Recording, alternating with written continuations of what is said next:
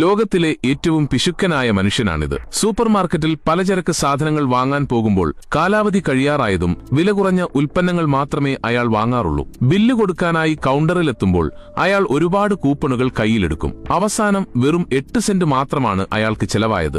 വീട്ടിലെ water metre കറങ്ങുന്നത് ഒഴിവാക്കാൻ അയാൾ വളരെ കുറച്ചു മാത്രമാണ് ടാപ്പ് തുറക്കാറുള്ളത്. തീർന്നുപോയ ടൂത്ത്പേസ്റ്റിൽ പോലും ഒരു വടി ഉപയോഗിച്ച് അവസാനത്തെ തുള്ളിയും അയാൾ പിഴിഞ്ഞെടുക്കും. മരിച്ചുപോയ അച്ഛനും അമ്മയ്ക്കും ചന്ദനത്തിരി കത്തിക്കുമ്പോൾ പോലും അയാൾ അത് 3 ഒടിച്ചാണ് കത്തിച്ചത്. പ്രഭാത ഭക്ഷണത്തിന് അയാൾ ഒരു മുട്ട മാത്രമേ കഴിക്കാറുള്ളൂ.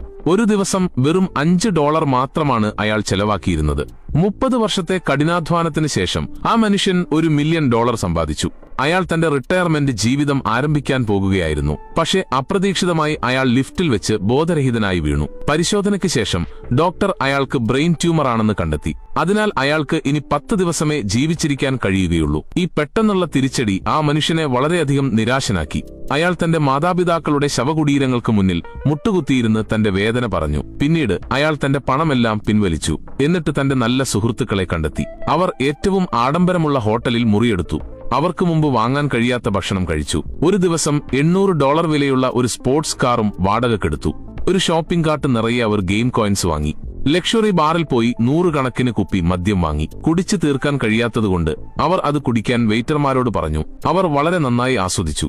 എന്നിട്ട് ആ മനുഷ്യൻ ഒരു ഫ്യൂണറൽ സെന്ററിലേക്കും പോയി. തനിക്കായി ഏറ്റവും വില കൂടിയ ശവപ്പെട്ടി തിരഞ്ഞെടുത്തു. കൂടാതെ $1 ലക്ഷം മേക്കപ്പ് സേവനവും അയാൾ അനുഭവിച്ചറിഞ്ഞു. തന്റെ ജീവിതത്തിലെ അവസാന ദിവസം ആ മനുഷ്യൻ തന്റെ വീട്ടിലേക്ക് തിരിച്ചുപോയി. കാലാവധി കഴിഞ്ഞ ഒരു സോസേജ് എടുത്ത് കഴിക്കാൻ തുടങ്ങി. അധികം വൈകാതെ അയാൾ ബോധരഹിതനായി. അയാളുടെ സുഹൃത്തുക്കൾ ഉടൻ തന്നെ ആശുപത്രിയിലെത്തിച്ചു.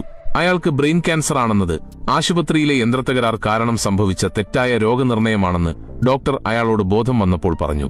ഇപ്പോൾ ബോധരഹിതനായി വീണത് കാലാവധി കഴിഞ്ഞ ഭക്ഷണം കഴിച്ചതുമൂലമുള്ള ഫുഡ് പോയ്സണിംഗ് കാരണമാണ്. ഈ വാർത്ത അറിഞ്ഞപ്പോൾ താൻ തന്റെ പണമെല്ലാം ചിലവഴിച്ചതിനാൽ ആ മനുഷ്യൻ പൊട്ടിക്കരഞ്ഞു.